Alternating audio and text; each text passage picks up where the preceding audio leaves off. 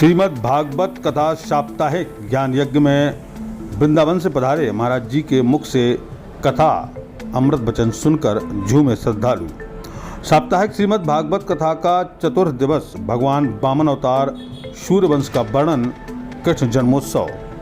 कथावाचक महंत श्री सुदर्शन शरण जी महाराज, मुख्य यजमान श्रीमती उमा रामशंकर चौबे। निज निवास पर ये भागवत कथा चल रही है छतरपुर के सीनेट कॉलोनी में। साप्ताहिक श्रीमद् भागवत कथा के चतुर्थ दिवस पर वामन अवतार का वर्णन, सूर्यवंशी का वर्णन और कृष्ण जन्मोत्सव बड़ी धूमधाम के साथ मनाया गया।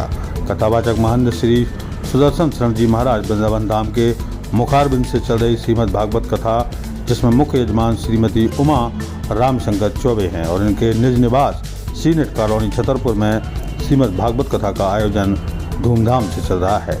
कथा में लाखों की संख्या में श्रोता और भक्तगण पहुंच रहे हैं। कथा का श्रवण करने के दौरान देखा गया कि दर्शक और श्रोता भाव विभोर होकर झूमते, गाते, नाचते हुए नजर आए।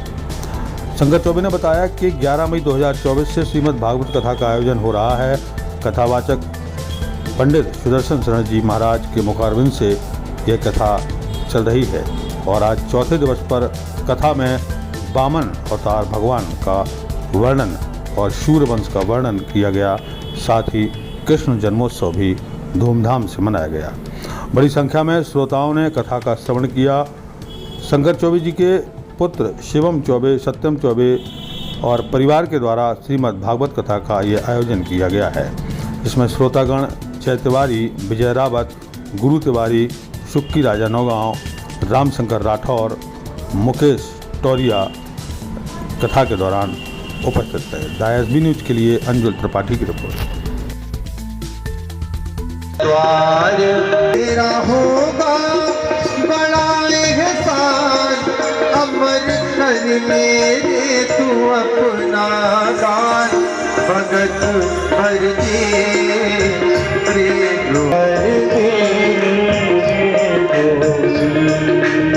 वो तेरे द्वार जोड़े।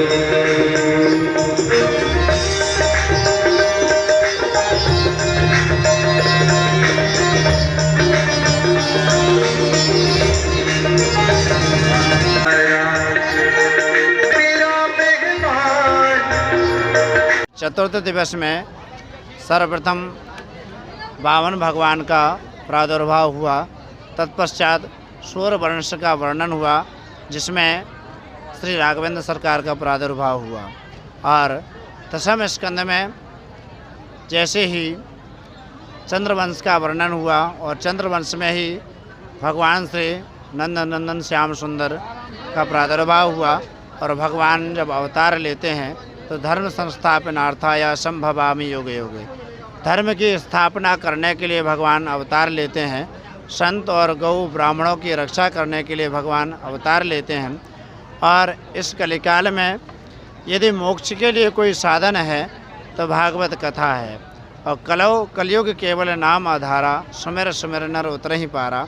कलयुग में नाम, रूप, लीला और धाम, इन 5 चीज़ों में से व्यक्ति यदि एक चीज़ का आश्रय ले लेता है, भगवत आश्रय हो जाता है, वो भगवान के परम धाम को प्राप्त होता है।